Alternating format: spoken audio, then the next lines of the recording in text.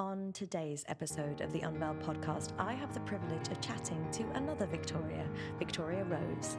Victoria is a certified pre- and perinatal educator, birth visionary, traditional birth witness and consultant, reiki master for fertility, pregnancy, birth and postpartum, ayahuasca preparation and integration specialist, and founder of Luminous Birth.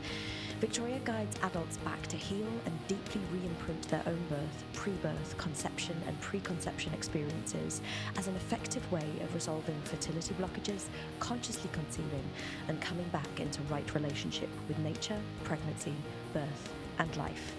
This conversation touches on many of those topics, and we really dance with the mystical and the earth wisdoms, looking to support women and families and anyone with their birth, pre-birth, preconception, and their childbearing stories. This is a conversation not just for ladies and not just for pregnant families. This is really about our own initiation and the incoming and the exiting of the life that we call humanness. I really enjoyed this conversation as a different take on not only birthing and being pregnant and our own births, but also the relationship that that can have to the initiation of plant medicines. I hope that you enjoyed this conversation with Victoria Rose, and should you wish to do so, all of the details to find out more about her are now in the show notes. Oh, I'm so looking forward to today's conversation. We've just been chatting offline about how many directions we could go in and the myriad options of our conversation, but also the depth that I want to go to today. So welcome, Victoria, and two Victorias. I feel like this is going to be a great conversation because it's a great name. And I would love for you to just introduce yourself a little bit to our audience so that they can get oriented before we dig really deeply into what you do and how you serve. Thank you, Victoria. It's really, really a privilege to be here on your podcast. My name is Victoria as well, and I'm from the East Coast of Canada, currently based in Portugal. I am birthing what I refer to as a living transmission, which is Luminous Birth. And Luminous Birth is, I say a living transmission because I received this vision ever so clearly directly from the plants themselves, whilst being in a very deep process in the Amazon jungle. It was about 9 days of fasting and over 2 weeks of complete silence and no eye contact even with other humans. And this vision is what I perceive as the consciousness that is now ready and now incarnating on planet Earth. And so the way that I'm oriented to this vision and this is largely residing in the energetic realms, but I believe it is coming more into the physical realm and will likely take the shape of a center and, on growing. It really is in service to protecting the consciousness of the highly sophisticated beings that are currently incarnating on planet Earth. And so this work takes the form of assisting and supporting and loving mothers and couples from the time of preconception, helping them to attune to the consciousness of their baby before even conceiving, helping them to really cultivate and remember the deep inner trust to self-direct their pregnancy and accept full responsibility for the outcomes of their birth, in order that we birth humans who are highly esteemed and confident and self-directed and trust themselves. This, of course, goes into the very genesis of who we are, and the genesis, the seed that created each and every one of us. My work really goes deep into the realms of sexuality through the doorway that is healing our own births and pre-birth, conception and preconception experiences, recognizing that all of the energy that was present in our lives from the time of preconception directly influences who we are and how we are in our world. And there's amazing fields of study now, of course, emerging like epigenetics that show that it is the energy of our environment, not just our environment, but our mother, our parents, and their lives, and transgenerationally. So I guide adults back um, for the purpose of preparing for conception, pregnancy, and birth, but also for the purpose of incarnating more of themselves into their bodies, into their lives, to their work and their relationships, back to gather information about, illuminate what was or wasn't present at the time of their birth, during their life in utero, and even at their conception, and really participate in what I feel is a planetary thing right now that is rewriting and really assisting the midwifing of this. It feels new, but it also feels very ancient, doesn't it? Consciousness that is now coming in. Uh, I think that we have a capacity to really illuminate where we've been, but also recognize that the humans that are coming to Earth now are our future leaders. They're our future teachers and healers and all of the above. So they're the ones that are innovating our economies and societies. And if we bring them in, adhered to the old systems and the old paradigms, then we're really not allowing what's trying to come in to fully emerge. As you can probably tell by this answer, it's almost impossible to contain the nature of my work by title, but I presume that what I've left here will give you some good questions to ask. Oh, completely. And what I love about this conversation and about knowing you, and also about the trajectory of what I have not intended to do, but have actually ended up doing with the Unveil podcast, is that your episode is going to come out immediately after Bar and Josette Lovemore, who do a lot of supporting the children evolving naturally through their fields of learning and their fields of wisdom from birth on. And what I love with your kind of wisdom and what you're bringing into your way of nurturing the planet and the humans who are birthing children and the children they are birthing and all of those sorts of things is like, this is before that and through the lineage and the ancestry into our history and where we all came from and our birth stories. And that real completion of the circle of life, because you alluded to it and mentioned it slightly, but this came from plants. It came from earth medicine, earth mother, Gaia, all of those things. And it feels like the reason it's so impossible to kind of like encapsulate in a nugget is because you're trying to deliver a wisdom that is earth consciousness in form through the mothering and the parental and the birthing process. That's kind of what I receive when you share things like that, which to me is a supreme gift to the parents who are becoming parents in this generation, but also the children that they are birthing into being. Yes, absolutely. And through my own, everything that I've really cultivated and continue to cultivate and deliver in the world is really coming from a deeply experiential place. And I think I love what you said about the plants and the earth consciousness, because the plants want to be part of our world. For so long, there's been this separation between the artists and the visionaries and the mystics and the scientists. And what I'm noticing amongst my peers who are also researching these kinds of things is that the world of science and the world of spirit is literally coming together. And this is so important. And I think that what I've received through working with mothers prenatally and preconceptionally, that the humans that are incarnating now they seem to have a very incredible balance of even brain hemispheres, of the yin and the yang and the masculine and feminine, if you will. That what I can see and what I predict is that there isn't going to be as much of this segregation. There's going to be, the politicians are also the artists and the visionaries, and the mystics are also the scientists, and it's already happening. I see it in my generation. I see it in myself in all the ways that my work comes through me and is expressed through me.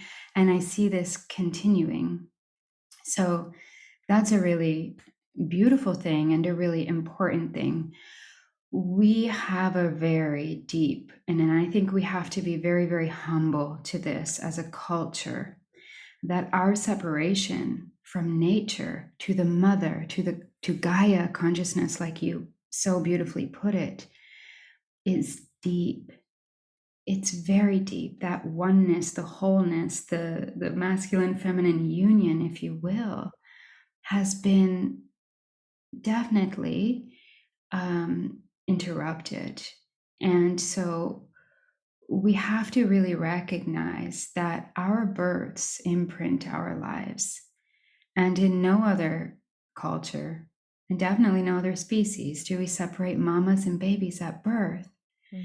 And the mother baby separation, the maternal infant separation, it actually begins long before birth, because now we have an entire paradigm where conception is assisted at times, or parents, couples are already looking outside of themselves for a sense of safety or a sense of knowledge or information about what is going on with their body and with their baby. And therefore, this conscious, aware being that is gestating, who's only needing a felt sense of intimacy and closeness and presence of the mother, is sensing the mother being off somewhere else, looking for answers elsewhere. And so a lot of my work is really helping us to remember that babies from the time of preconception are conscious, sentient, aware, relational beings.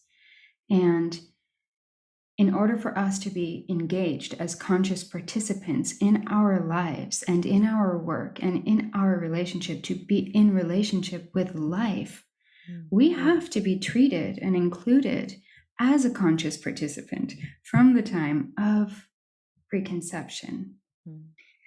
And of course, this asks those of us who are conceiving children, but not even children, those of us who are conceiving projects, organizations, whatever it is that we are using our fertility, our creative power for,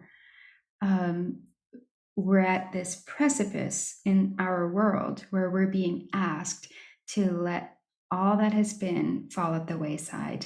And true to the nature of birth, and I think birth and mystery could very well mean the same thing, we have to open into this and soften into the mystery, into the not knowingness. And a lot of the industries that are thriving today, like the obstetrical industry, is really thriving based on our need to know, actually. Yeah. So, yeah. I love everything you've just shared. I want to double click on a few things. I want to just take us back to what you were talking about in terms of the integration of these worlds, because I think it's such a vital concept. And I love that you said you see it in yourself, you see it in your generation, our generation. I feel I know this. I've just taken on a new job and I'm technically the COO and like a head of medicine. My actual title on my job contract is integrator, because dancing between the science and the spirits, dancing between the medical from the perspective of, how does this physiological thing function, into how does the energetic infuse and inform everything that happens within us as whole humans, is kind of where I've ended up in my own career. And this is why I love what I'm doing at this moment in time, because I'm coming across and finding people like yourself where the same themes of like, let's integrate these things, are underneath this surface manifestation of a mission statement, essentially, I think is kind of what I'm finding. And for you to be at the doorway of shepherding these new consciousnesses into not just being conceived, but then being born, but also really focusing us back to this preconception energetic entity thing. It takes a lot. I think it takes a lot to start saying that and to put your head above the parapet and say, this is something that needs a bit more respect. Our fertility when we are birthing anything, and I've built stuff in my life. I'm not a mother, and I know you've built stuff in your life. It's like I genuinely, they are births. There's a whole thing that's coming through us, and I think it really. I wasn't like that in the beginning of my professional career. I don't know about you, whether you just started here, but like by the time I've done recent things, I have been very respectful that I'm just the vessel and the crucible of the thing that's coming through. And it's not that I don't have agency, but it is very much like a deep respect for the energetic, creative birthing process. And I'm assuming what you're saying is that's kind of what you're taking into actual birthing with mothers and parents. Yes. It's such a beautiful way to put it. And I think that there's so much coming through right now. There's so much energy. There's so much emerging. There's so much potential. There's always been. We just are potential. But seemingly, if we look around the world right now, we can see that there's a lot moving and things are moving very, very quickly. At the same time that things are being terminated and deeming to be seemingly no longer useful, at the very same time, amazing systems are emerging and amazing fields are evolving and all of these things. And I think it's really important that we actually recognize, like, and this is the work that I do with parents, but it can absolutely it can translate to our lives in general, that we don't know what it is that's coming in. It hasn't been here yet. And we can do our best to purify ourselves in whatever way that speaks to us and resonates to us, empty ourselves out. I think that's the capacity that mine and your generation has. If we're talking to someone who's 80, 70 years old, it will be a very different conversation, with the exception of a few. But, it seems like we have a capacity to shine the light on the destruction that has in our history and really remember our true essence in a way that gives us agency and can truthfully be honest about our conditionings or what, come back into right relationship with life and not pass that on, whether that's to the children that are coming in or whether that's to an organization that we're birthing or what, that we can, with Luminous Birth, for me, I am continuously coming to what I feel like is this living being saying and getting to know, who is this? And I am continuously in awe and blown away by what it is that's coming in right now. And I can see that this is an important orientation with our creations and with our children, because they're going to continue to evolve according to the needs of humanity. But if we put these ideas or these beings inside of a box, which can easily happen depending on our own capacity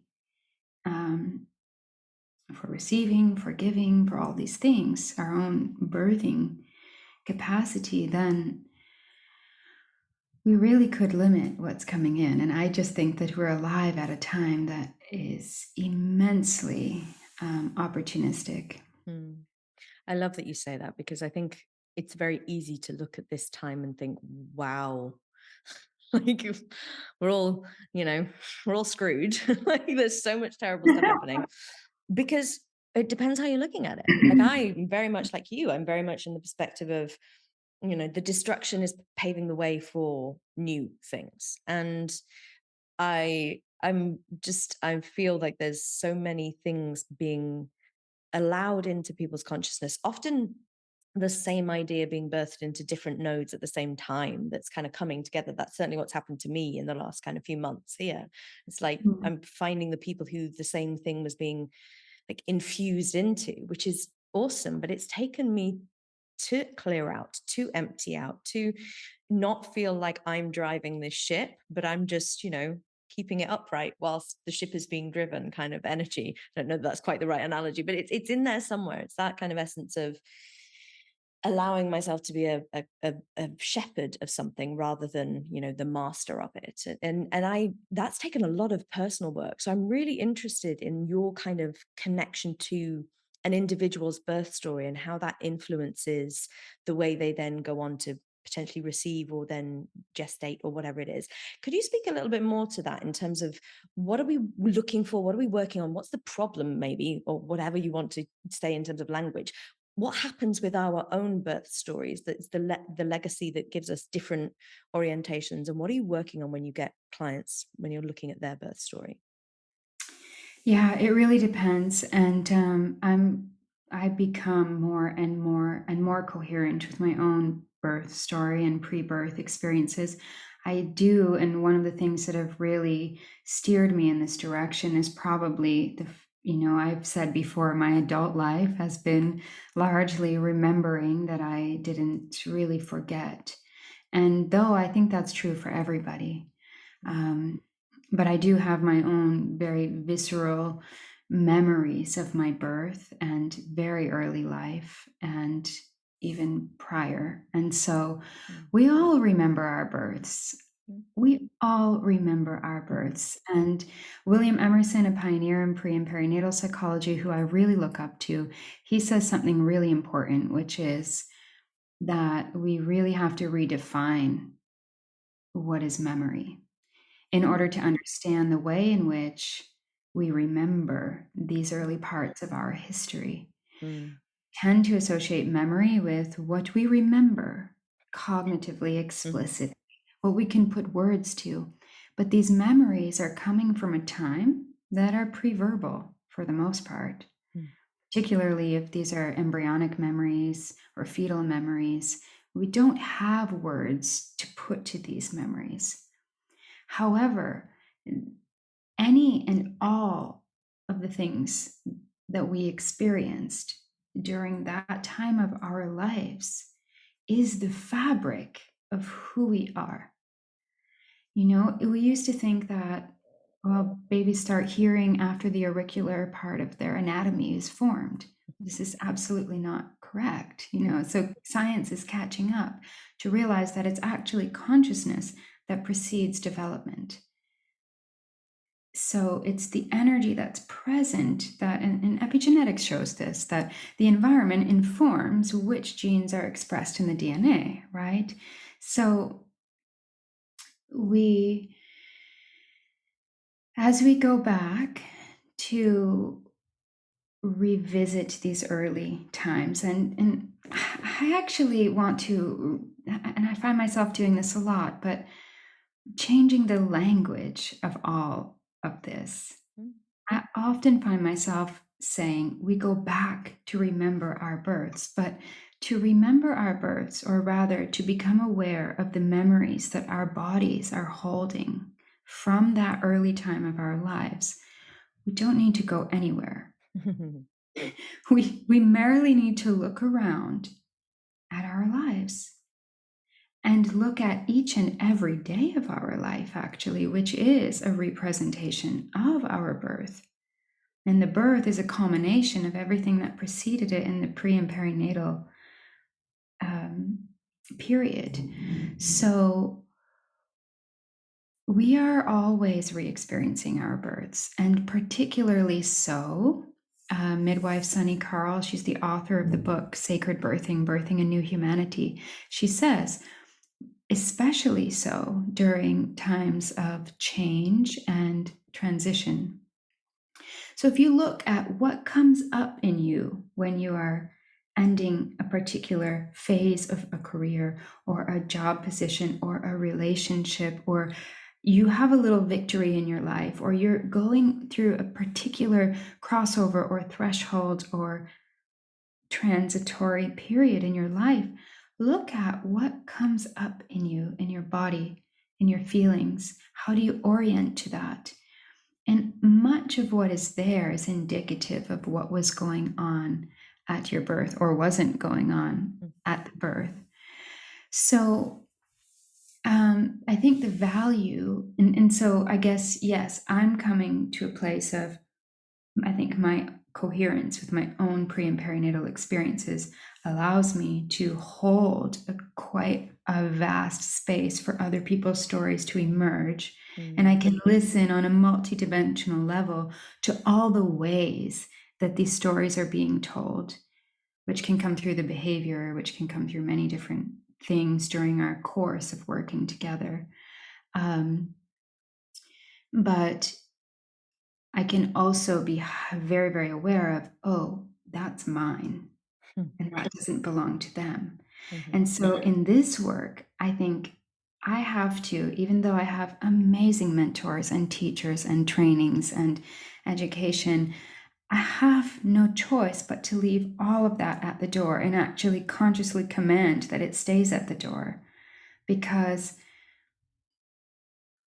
I don't know what, for example, I was conceived as a twin, and Dr. William Emerson, who I mentioned before, his decades of clinical research have shown that 60 to 80% of humans are conceived as a twin or a multiple. Oh, wow. But we all have different dynamics in these realms. So my experience with my twin is very, which I believe I lost before implantation even, would be very, very different to someone else's. And so in order for their story to emerge, I need to be willing to be out of the way as much as possible, but then come in, in moments with my expertise and with my awareness to mirror them in accurate ways. Why is this valuable, and how does it help people in people's lives? Well, when we go back, or when we revisit, maybe it's a better, I'm changing my language in this particular conversation, which is so good. As we revisit these early experiences, we connect in with the core of the genesis of who we are. And no matter what the story, no matter what happened or what didn't happen or what, the core of the essence of who we are is love and prosperity. And I don't think we even have come close to understanding the degree to which what we've been taught about birth actually informs how we experience life. It's really deep indoctrination. Yeah, we've been taught that birth is hard and laborious and painful and all of these things, but the blueprint of birth is ecstatic. The blueprint of life is actually ecstatic. So our relationship to the power, to our inherent power, our inherent creative force, or kundalini, mana, prana, chi, sexual energy. There's so many words for this creative force, but it is who we are. And it is what all of life comes from. And so if we come back into right relationship with that, I mean, we're just having a totally different conversation in every part of life, right?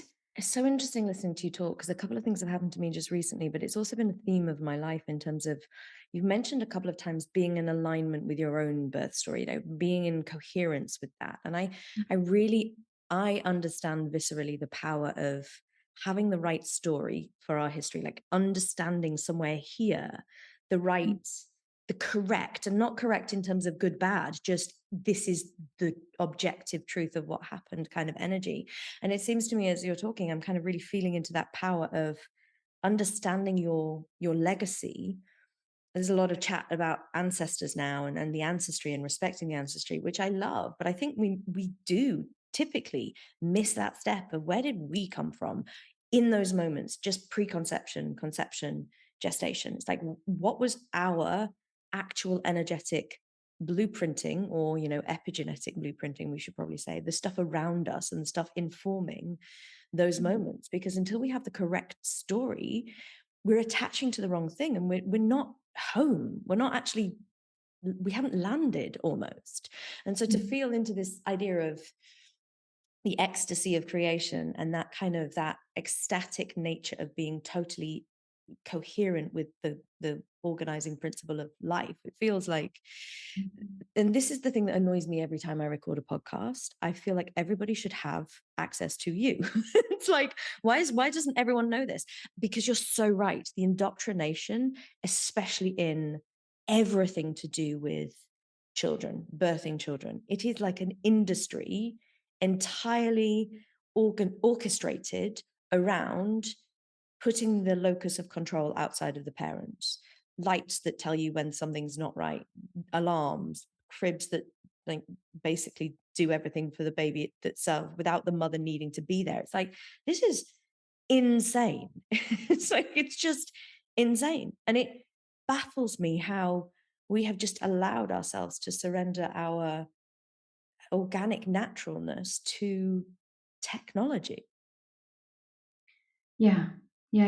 It's a lot of the technology, and I don't even like to say prenatal care. I often like to say prenatal harm. but, Right. but but really, if we look at the conventional models of prenatal care, so much of it is reinforcing separation and alienation Yes. and all of these things. So yeah, we have to pay attention to this for sure. It's just amazing. I mean, it goes without saying, but I'll give mention to it here. Like the one thing, there are the two things that really make us all human and unite us all is that surely we all got born one way or the other, and surely we will all leave these bodies. Somehow, whatever, is going on in between is keeping us from having these conversations and even recognizing, like, can you imagine that we've gotten to a point where we can come face to face with a pregnant woman in the grocery store or in a lineup or going along down the street, and she may be spoken to by a person who doesn't even mention the fact that she has an entire life being, God consciousness inside of her. Like, these are natural, but they're non-ordinary experiences. It's so interesting. We've got a pregnant lady at work at the moment, and we have a team meeting, and it's last week, and we was all just sitting around the table, and we didn't have enough chairs because we've just taken on a few new people. So she was sitting on a slightly taller chair at the end of the table.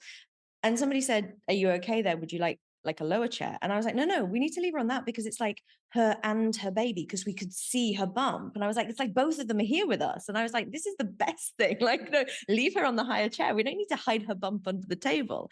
And so I love what you're sharing about, like, there is something else present when we have a baby. It sounds like it's such a dumb thing to say, but like, we don't tend to pay attention. It's like the normal flow of things is like, try and do your normal life as much as possible until the baby's actually here. And it's like, this seems wrong somehow. This seems to be missing a trick.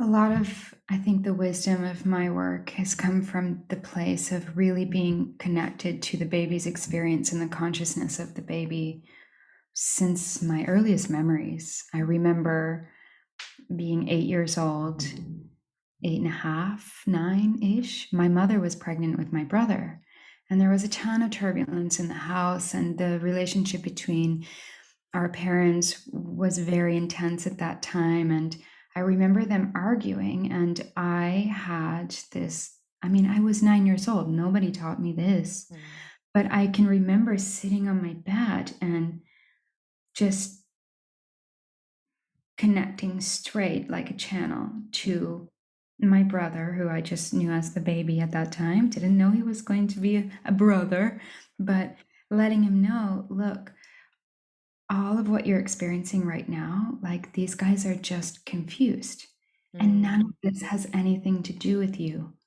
and you don't have to take this into your body. I've always, I remember being a small child and hearing conversations around pregnancy and birth, for example, a conversation around a woman one time who was explaining being induced. And I instantly went, because she was explaining what it was, what they were going to do to essentially make the baby come. And my being as a little girl went, I just immediately connected with the baby and felt so bad that they were being rushed, that like surely this wasn't their time. So fast forward through my years of work and practice, I very quickly discovered that this channel of communication between myself and unborn babies and even preconceived babies is very clear. It's crystal clear. And I've come to discover that my entire, for me, the consciousness of the babies, like they're way more conscious than us. And I actually feel my entire consciousness shift when a mother walks in the room, when a pregnant mother walks in the room. It's almost like being on some kind of psychedelic, or like having a heightened state of awareness. It's very obvious to me if there's 2 or 3 of us in the room. But I see these babies as like enlightened beings. And so it's like us and then this highly illuminated, connected being in the room. And so that shifts my entire being. A lot of the things that I've learned in terms of how to protect the consciousness of these beings, and how to, insights around parenting, because parenting is, for some, becoming very challenging, because the children that are coming in, they are like totally rebelling. They are not following the old systems and structures and conforming, and so there's a lot of parenting challenges that come up in that. But all of the things I've been learning in this area have come directly from these beings themselves. In my early practice as a massage therapist, I was hearing over and over these babies saying, with my hands, on the mama, they need to turn off their cell phones and unplug the Wi-Fi at night. And it was so clear. I hadn't had these thoughts before. It was just coming through so clearly.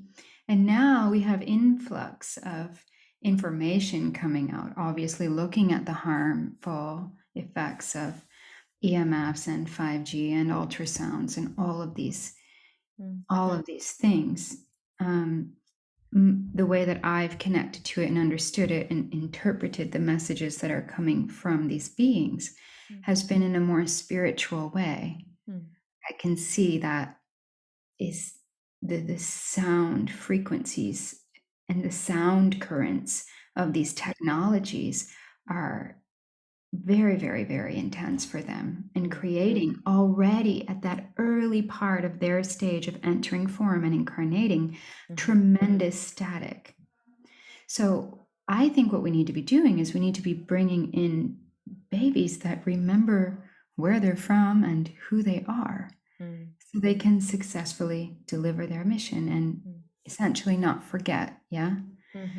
And but now we're having like inflows of even scientific research that are showing the physiological and the biological dangers of these technologies. Yeah, it's interesting to me because a long, long, long time ago, I was studying human design, and we were talking about the way that the human being's sensitivity evolved through, where we started very primitive. Smell and taste was kind of the way we assessed the world around us. And then we developed our visual cortex and our capacity for language. And we entered into kind of seeing, and what can we see? And also what can we kind of like almost taste in a different way, that kind of like there's tasting the energy more than specifically tasting like a berry to see if it's poisonous. And then as we move forward, we really kind of charted that evolution into sound and light frequencies being the information plane of the most sensitivity. And I think I've always seen it working with my pediatric population when I was in London doing kind of, autism spectrum stuff and all of those. It's just heightened sensitivity to a plane and a frequency band, as you've just said, that I may not be paying attention to. I think I am slightly more than maybe the previous generation, and I'm sure you are too. This just like we are moving into a different frequency band of attention, and therefore the overwhelm in a young fetus of all of these intense frequencies. I can't even imagine what it must feel like, because I'm a little numb to it because I've lived in it and I've kind of grown up in it. And I feel like I love that you're paying attention to this. And I also love that they told you to pay attention to it. I think that's really cute, because I think it's one of those things where some people need the science, which I love that it's catching up, and I love that we're getting actual data. But I Totally. also think that requires the pioneers who are going, there's something that doesn't feel right here. There's something underneath this that doesn't land in me. And I love that you're kind of taking that movement. But I also love, and I really want you to talk about this, I love, because I want to come back to this came from the plants thing, because I know you have a deep steeping in the plant traditions, and I would really love you to speak about that, either in context of what we've spoken about already or in a different context, because I really feel like when we first had our brief chat a couple of weeks ago, this is a real important ingredient in your work from my perspective, and I'd love you to share a little bit about the plant wisdom and the earth consciousness from that perspective too. Thank you. I'll really do my best. I mean, I'm discovering that the way in which plant consciousness and pre and perinatal psychology and the bringing the sacred and the holy back to birth are weaving through me are in such a way, it is such an authentic weaving, because it's happening inside of my being, that it's interesting, to try to put words to it. But the plants, okay, so in the Amazon jungle, I've been apprenticing for several years, since 2016, and even earlier, I would say, more so beginning around 2014, within the Shipibo tradition. And the Shipibo tradition is a tradition that goes back thousands and thousands of years. And the aspect that we tend to hear about when it comes to the Shipibo tradition in our Western world is ayahuasca. Ayahuasca is one tiny part of a very wide and ancient healing, and I would say medical tradition. And so I would refer to my teachers as true doctors and pharmacists of the jungle, of the Amazon, of the pharmacopoeia of nature.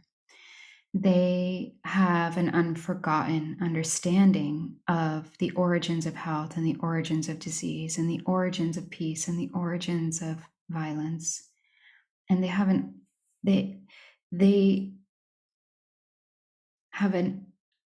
inherent telepathy with nature, and they are living in harmony with nature, and that harmony is visibly and experienced in their families, in their relationships, the quality of the relationships, the intimacy of the relationships. The children are independent. They rarely get hurt. They're not taught that they could potentially get hurt, so they have this kind of like parenting. I don't even know if they use that word, if you will. Right. Yeah. But anyways, in the Shipibo tradition, there is what is called the path of the vegetalissimo. And this is a path of really becoming a student of the plants. And for the vegetalista or vegetalisto, the ayahuasca ceremony is like a vehicle, if you will. It opens one up to the spirits and the wisdom of the plants and the animals. And so in our culture, because we have a need to crack open and remember and reestablish our relationships with nature and our own nature to begin with, it's become something else. It's a consciousness changes also of the plants to accommodate the needs of a particular civilization or culture or what, right?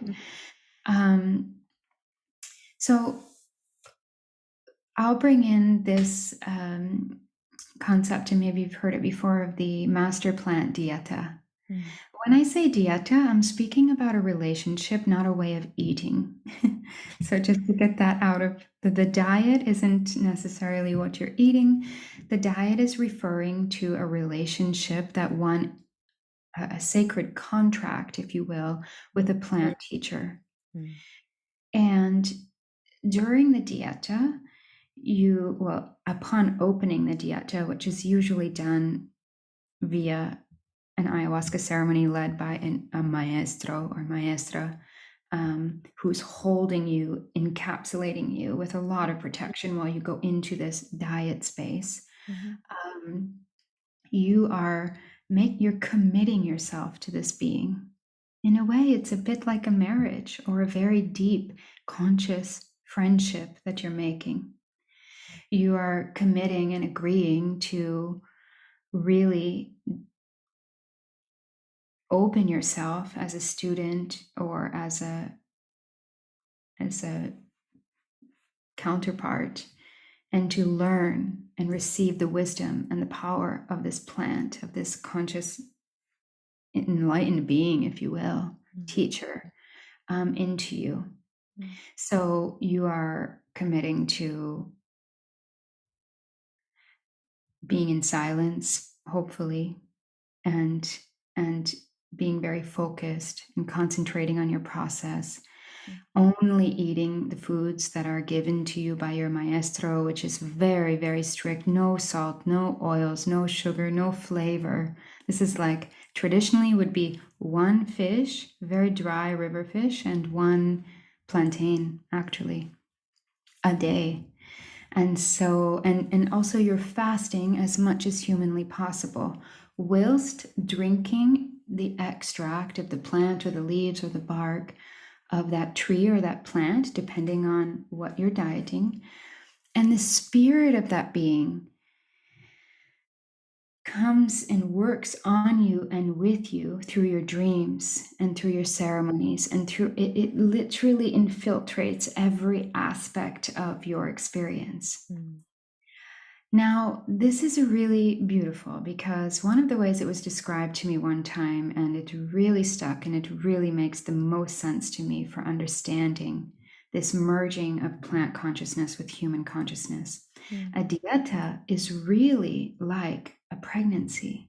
And so actually the dieta itself has been teaching me over the years about conception and pregnancy and birth.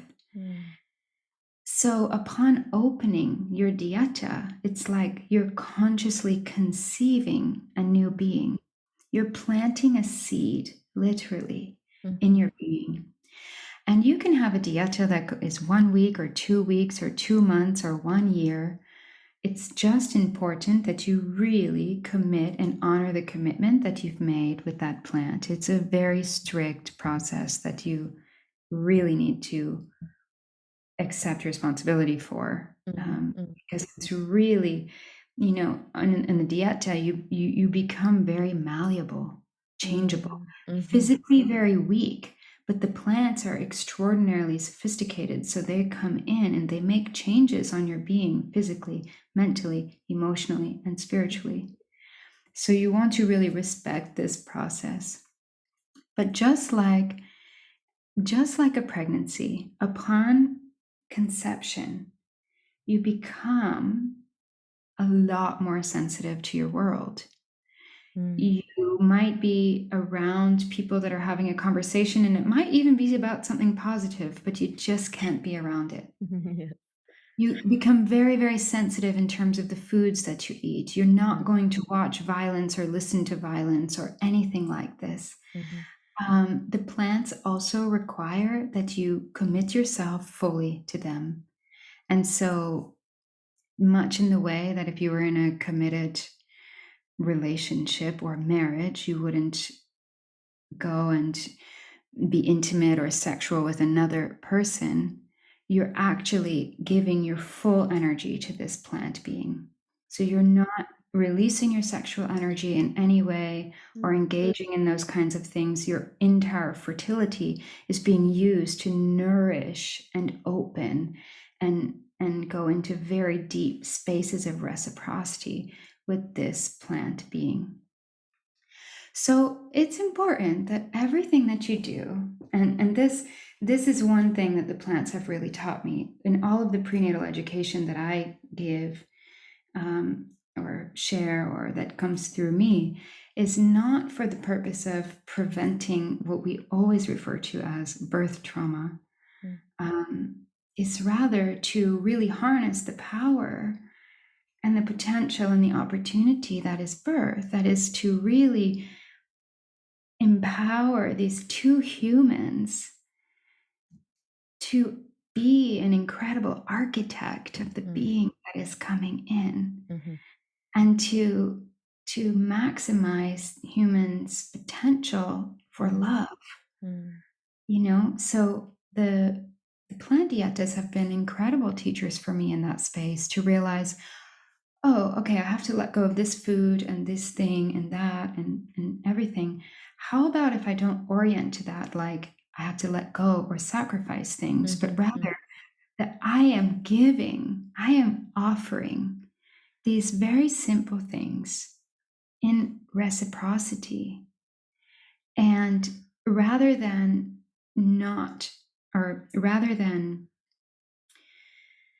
feeling as though this is a chore or something like that, I'm rather orienting to it in terms of what can I do to optimize the development of this being that is growing inside of me.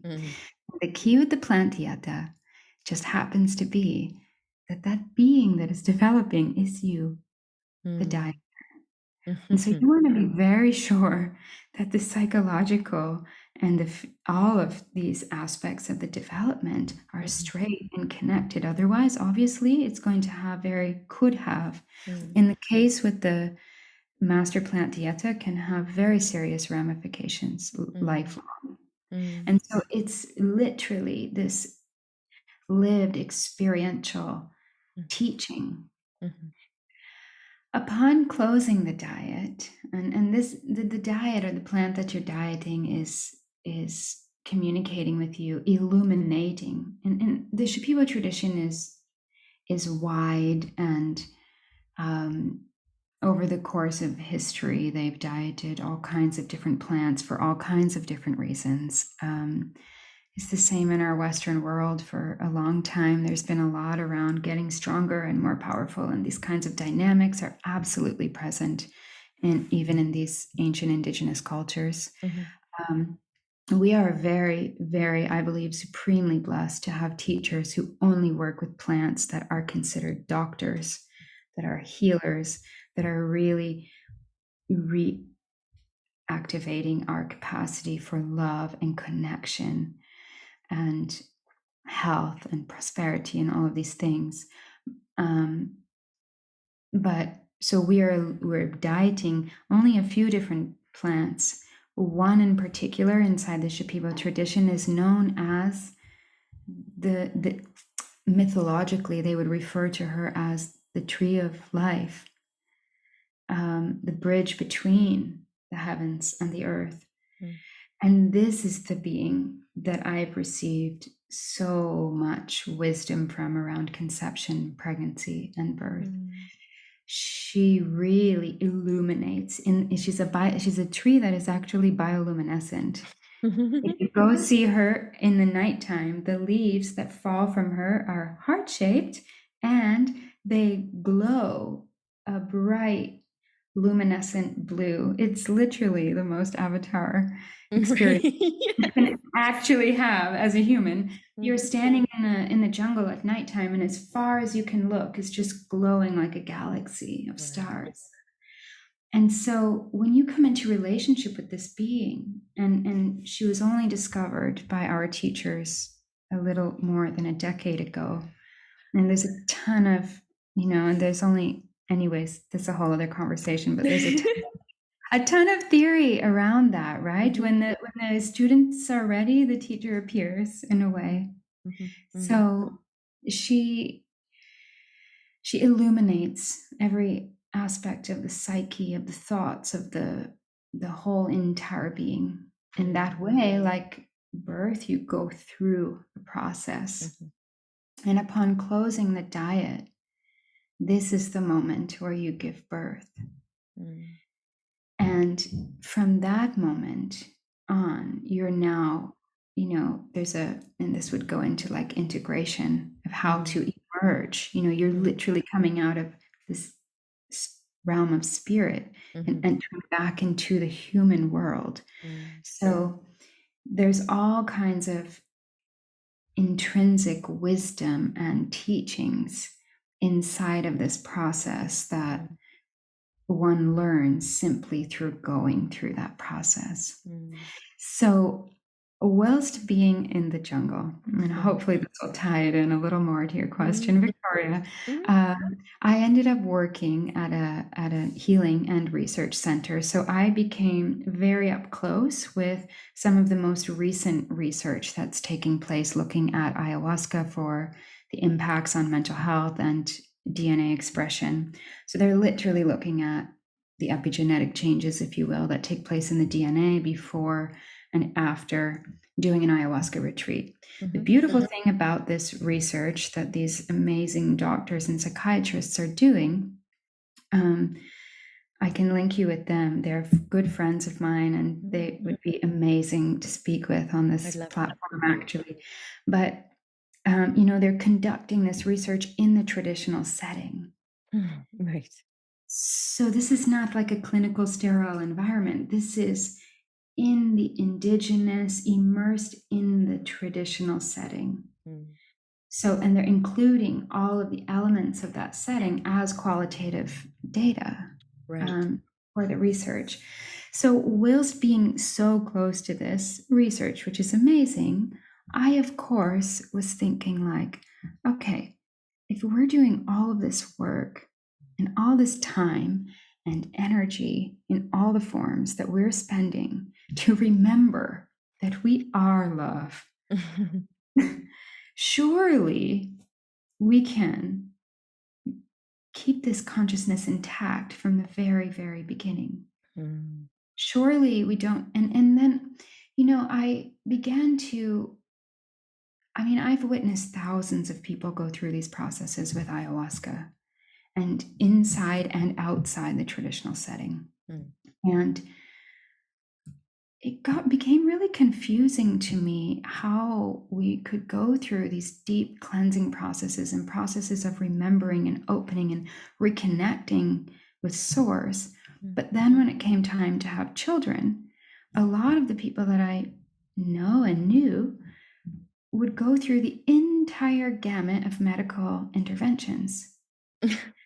And it really made me cringe because, of course, I was thinking, oh my gosh, this high consciousness that these humans have in them, all this plant consciousness, all of this high vibration in them that has conceived these children. And then the babies are going through this vigorous, torturous, if you will, experience that is obviously impacting preservation of this love and intimacy. So I began to really realize that we have to go back and heal our own births, because inevitably when a woman gives birth, she is re-experiencing her own birth. And actually, when anybody sits with a medicine, especially like ayahuasca, who embodies the mother, capital M, we are losing the name. We are re-experiencing our birth. Yeah. Whether we are conscious of that or not. And so, yes, it's really, really, really, I think these conversations are so important. I think in order to preserve consciousness from the very beginning of life, we this is not unrealistic. This is totally possible. And we're alive at a time where we also have science catching up at such an incredible pace that it's not, I don't even think it's about that anymore. I think it's just about, we have to really deeply re-script and rewrite, and we need the support in order to really truly do that, and to really pass the torch, really pass this wisdom over to the generations that are coming in. Thank you for sharing all of that with us. I feel like you're telling of the story of the dieta and how it is so reverential to a consciousness being integrated into your form. It's obvious the parallels, as you describe it, it is obvious the parallels between something like that and something like pregnancy or birthing a child consciousness. And I feel your pain with that conflict of somebody so in this world, and then like there's a scenario that happens and suddenly they're totally in the other world, and it's like, oh, how that kind of cognitive dissonance element. And I feel like there's a difference when someone, like, I mean, I live in Austin in Texas, which is like, people are doing ayahuasca every weekend. Yes. There's a supreme difference between what you've just described and what anyone I speak to who's been steeped in the Amazonian traditions in particular, but just steeped in the actual culture, and somebody who's doing it in a random guest house on a weekend with their mates. And the difference isn't the plant, and it isn't necessarily the order of the actual drinking of the substance or whatever. It's the container, so the pre and post and the whole energy around it. It's the respect for the plant itself and the consciousness that it is, and it's the intentionality. And I think those three ingredients, when we just take it out of the ayahuasca experience and say, well, here's pregnancy, that kind of container, the pre, during, post, the respect for the consciousness that is being birthed through us, and the intention, those three ingredients are essential for birthing a human as well, it seems to me. Yeah, and one of the themes that I'm hearing and recognizing throughout the course of this conversation is also so funny. I saw it and I grasped it and then it fled. It's this theme around potential. It truly is the theme around potential. And I mentioned it, you mentioned it in something that I can't remember now at the beginning of our conversation. But it's this way that we're in relationship with life. And we actually are bringing in our westernized conditioning, which is layered on us from every possible angle into pregnancy and birth, where, I mean, like you said, it's insane. It is absolutely insane to think, for us to think that somehow we can perfect upon nature. This is insane. And that now things have become so routine, and I see it all the time. That here, well, you take this. Well, my doctor said I have to do this. Well, I'm not allowed to do that. When I hear these things, I'm like, what does any of this even mean? Right. So it's become so routine. A lot of things have become routine procedure to the degree that we're not even asking questions.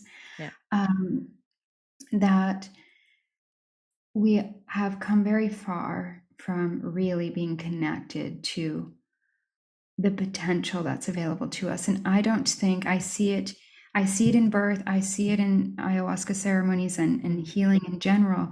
We think that we really aren't afraid of the fear, actually. We're not afraid of the pain. We're not afraid of any of those things. We are afraid of this immense, magnificent, and I didn't even think we're afraid of it. I think we just have got unaccustomed to it. Right. That is like, of the love that we are. And that's what families need support for. And that's what I'm supporting families to feel and receive that love, to embrace the love between them as two ordinary humans who have now created life, to allow that to be the recipe that creates these beings, so that the beings that are born grow, never questioning whether or not they're loved, just knowing that they are love. And that's where parents need support. They need support. They need to be held and loved while they go through that initiation. That's the real initiation. Birth and life is designed to transform us, to change us, to upgrade us. But we are so stuck way back here, that like it's happening and we actually just keep inhibiting it.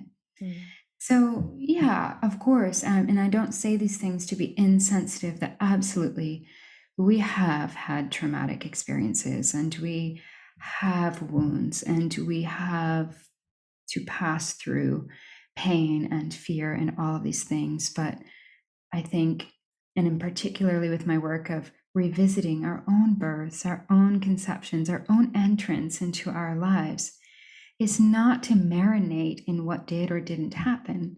It's simply to actually go towards our continued development and re-imprint a new story, reclaim the story, the one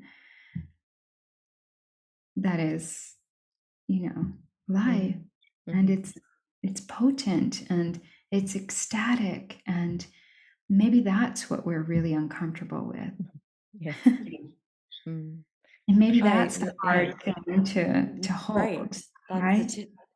And as you say, because whilst it is us, whilst it is everything that we are, it is also deeply unfamiliar, because it's everything that we've been conditioned away from believing and being and experiencing. Yes, and birth is such an incredible template.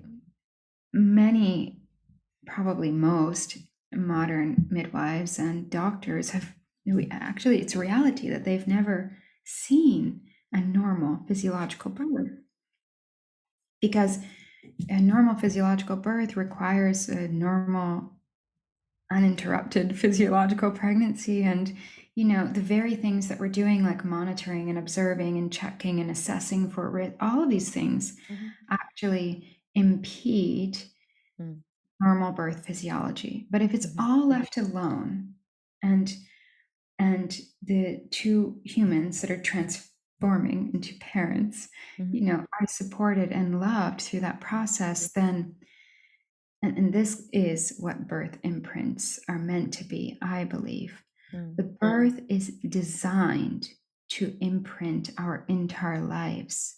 It's designed to inform that mother and that father and that baby and the entire family system, that if we can do this, we can do anything. And well, there's just so many other avenues that I could open up to. But, in traditional Chinese medicine, they know that the cervix is the portal to the heart. The meridians and the points of the cervix correspond with the heart. Well, we know that the cervix has to open in order to give birth. Right. Hormonally, lovemaking and birth are identical. We cannot just open our hearts. I mean, yes, okay, we can, but also we need a certain kind of environment, a certain kind of setting for this to really happen, and particularly for the feminine to really feel safe and open and trusting and in communion. And oftentimes that process of opening the heart, for any of us who are, and probably all of your listeners are on somewhat of a journey of opening the heart and healing and coming to be fully alive, we know that there's a process of forgiveness involved with this. of looking and seeing and feeling and being changed by the experience itself. That is birth. I'm really And pleased that's you spoke to design. that. Yeah, I'm really pleased you spoke to that. And I feel like just maybe assuage a few things that might have cropped up in our listeners as we're talking about this. It's not supposed to be seen as easy to completely demedicalize your birth, because you have come from the tradition of being steeped in the fact that this is a scary, risky process. So what I love about your work is, we're not saying to all people who are thinking about becoming parents out there, just don't have any scans, don't do anything, because that's just not supported for you, because you will just spend the entire pregnancy afraid, and that's kind of not what we're saying. Right. And I Yes. just wanted to make that super clear. And we have to have deep forgiveness for ourselves, for our lineage, for our everything, because we have ended up in this place somehow, somewhere, some why.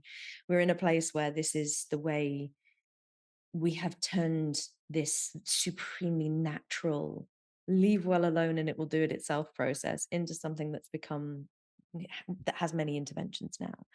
And I think that there is this element of all being on our own journey and all needing to rebirth ourselves, probably in many ways. And that doesn't just mean go through a rebirthing for your own birth, although that can be included. But there's so many shedding of the layers of things that we've self-accumulated that isn't necessary for us to be able to ease into some of these processes, which is why I love your existence and the fact that you can be someone who can help parents on this journey, because it's not, medicalization or nothing. It's medicalization or have some support that can help you on this journey in a more earth medicine kind of way, which is what we're more speaking to, I think.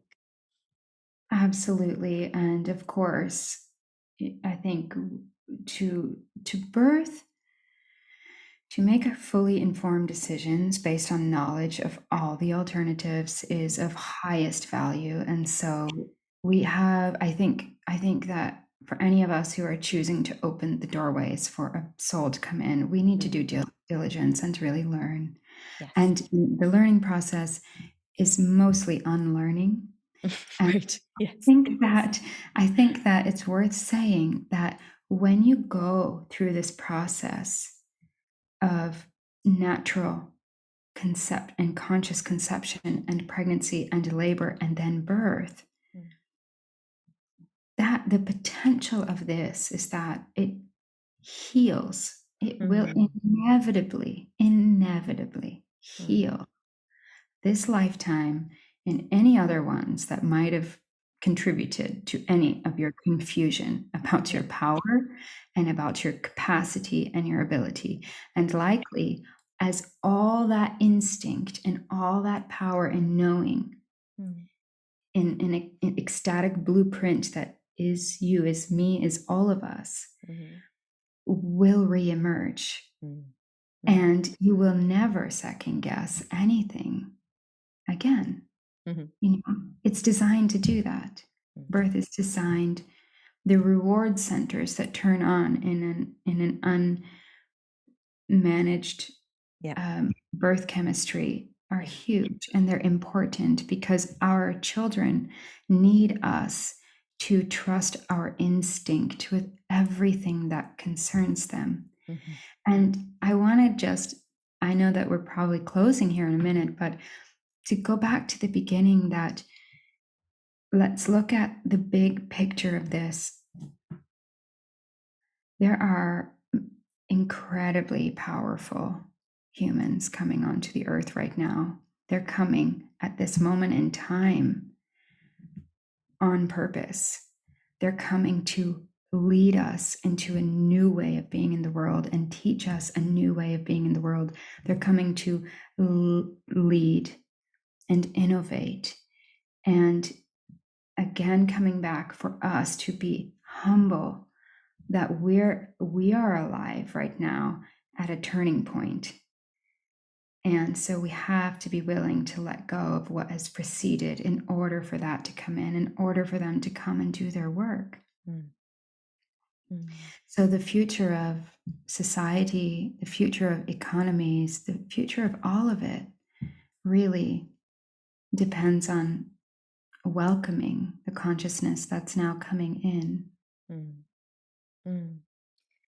This is such a beautiful conversation. I feel like there's so many things we could say about this, but I really feel like that overview has done this topic a good amount of justice today, because it feels like it's my hope that this conversation with you has inspired people who are maybe making decisions about having children that are based in fear, from the not having children, like I'm not going to do it, to the, you know, I'll wait until this point, and all of those kind of logistical things.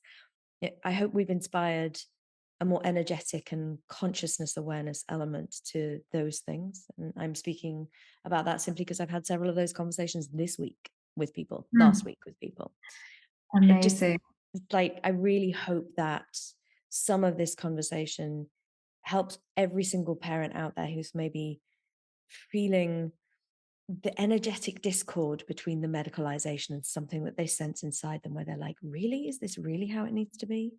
We will, of course, put all of your contact details in the show notes so that everyone can reach out to you, find your resources, find more about you. And the thing that I love about people like you is that you actually just click onto your website and you feel different inside. So it's one of those things where if it's not fully possible to work with Victoria directly, or for whatever reason it's not appropriate for you, I would always encourage every single one of us who is birthing anything, holding anything, being part of this consciousness, to always open the doorway to some of these other things that just helps us make those due diligent decisions and really have more insight from all of the perspectives, so that we really feel like we are centering on a point that's really solid for us.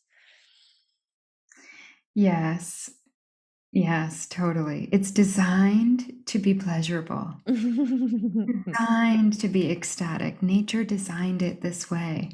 Hormonally, chemically, everything. It's designed to be this way. And it doesn't mean that every birth is going to be orgasmic. But I think that knowing that that's the blueprint moves us out of a conversation about trauma and into a Sure. conversation about potential. And clearly, Mother Earth herself is rebirthing right now. So, as we all get clear on our own births, we can couple with her and consciously participate in this planetary midwifing. And we will be tremendously supported with that on every single level. Victoria, thank you for spending time with me today. I have loved this conversation. I feel different inside myself just after this last hour and a bit. So thank you for sharing your wisdom with us and with the world. Thank you, Victoria. Thank you so much. Thank you once again to Victoria Rose for joining me and sharing so much of herself and her work with us today on the Unveil podcast. If you want to find out more, all of the details you need are in today's show notes. And do feel free to hunt Victoria down on social media and via her website. The links that you need to do just that will be in today's show notes. If you'd like to join the Unveil community and find out much more about everything we're doing over at the Unveil Academy and also at Kuya, please head over to unveilcommunity.com, and all of the information about Kuya can be found at kuya.life. With that, all that's left to say is that if you know somebody who would benefit from listening to today's conversation with Victoria, please do send this over to them and let them know that they can contact Victoria should they need her support. And I will see you next time here on the Unveil podcast.